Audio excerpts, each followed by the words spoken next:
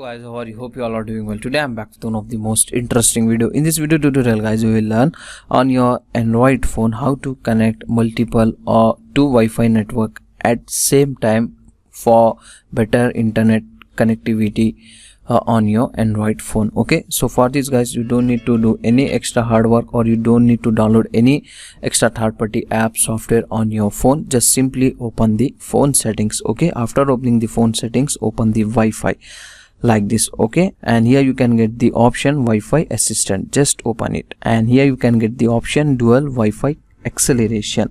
So as you can see guys, here connect to Wi-Fi network at the same time for faster internet connection.